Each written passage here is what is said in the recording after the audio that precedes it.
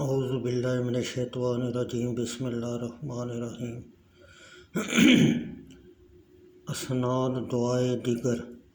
ایک روز نبی کریم صلی اللہ علیہ وسلم مدینہ منورہ کی مسجد میں بیٹھے ہوئے تھے کہ جبرائیل علیہ السلام تشریف لائے اور نبی اکرم صلی اللہ علیہ وسلم سے کہا، اے رسول اللہ صلی اللہ علیہ وسلم، اللہ تعالیٰ نے آپ کو سلام بھیجا ہے اور سلام کے بعد اس درود شریف کا تحفہ بھیجا ہے اور یہ دعا بھیجی ہے، یعنی آپ کی امت کی بخشش کا سبب کر کے بھیجا ہے۔ اگر کسی آدمی نے تمام عمر سجدہ نہ کیا ہو اور اس کو پڑھے تو اس کو 80,000 شہیدوں کا ثواب اور صدیوں کا لوح و قلم کا، عرش اور کرسی کا، 7 زمین اور آسمانوں اور 8 جنتوں کا ثواب ملتا ہے۔ جو کوئی تمام عمر میں ایک ہی مرتبہ پڑھے یا نظر سے دیکھے یا سنے تو اس کا ثواب حضرت ابراہیم علیہ السلام اور موسیٰ کلیم اللہ، نوح علیہ السلام اور حضرت روح اللہ اور حضرت یعقوب علیہ السلام، جبرائیل علیہ السلام، میکائیل اور مہتر اسرائیل علیہ السلام کا دیتا ہے، اور نبی اکرم صلی اللہ علیہ وسلم کو اس کے ماں باپ کو بخشوائیں گے، اور اے محمد صلی اللہ علیہ وسلم، اس کے ماں باپ کو بخشواؤں گا، اور محمد صلی اللہ علیہ وسلم جس گھر میں یہ دعا ہو تو 1000 گھروں تک برکت ہوگی اور آگ سے امن رہے گا، اور اس کے پڑھنے والے کے لیے جنت میں محل تیار ہوتے ہیں۔ ایسے مال کی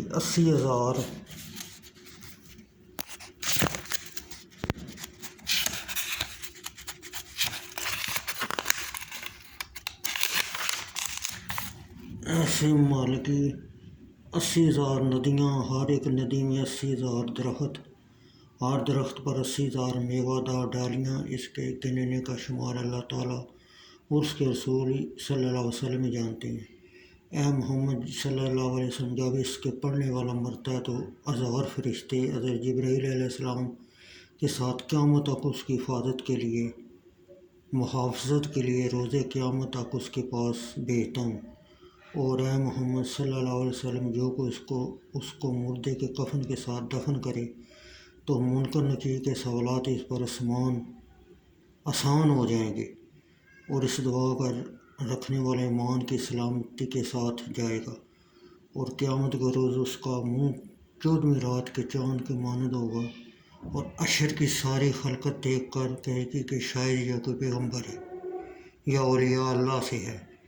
تب غیب سے آواز آئے گی کہ یہ آدمی نہ تو پیغمبر ہے نہ اولیاء سے، بلکہ خدا کا ایک بندہ اور نبی اکرم صلی اللہ علیہ وسلم کا امتی ہے۔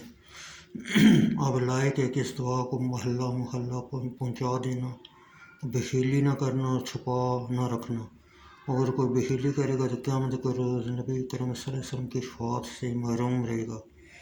اس کے رکھنے والا قرض سے آزاد ہوگا، بیماری سے صحت، قید سے خلاصی، غم اور ظلم سے نجات، تیر، شمشیر اور بندوق اثر نہ کرے گی، اور جو کوئی سفر میں جائے اس کو اپنے پاس رکھے تو صحیح سلامت واپس آئے، بادشاہ کے پاس جائے تو سرخرو واپس آئے۔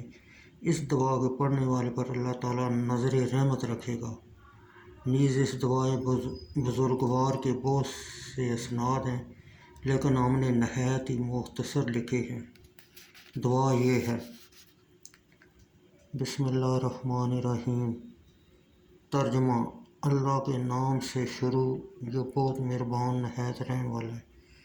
اے اللہ، اے نور جو نور کے ساتھ منور ہے، اور نور تیرے نور کے نور میں ہے۔ اے نور، اے اللہ، ہمیں برکت عطا فرما اور ہماری بلا رفع فرما۔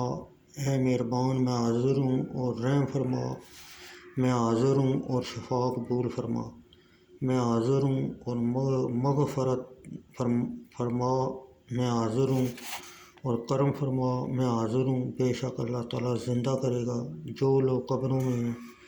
اے اللہ، ہمیں رزق عطا فرما، دارین میں بہتر رزق، ساتھ قرب اور اخلاص اور استقامت کے۔ اپنی مہربانی سے اور درود بھیج اللہ تعالیٰ اوپر بہترین مخلوق اپنی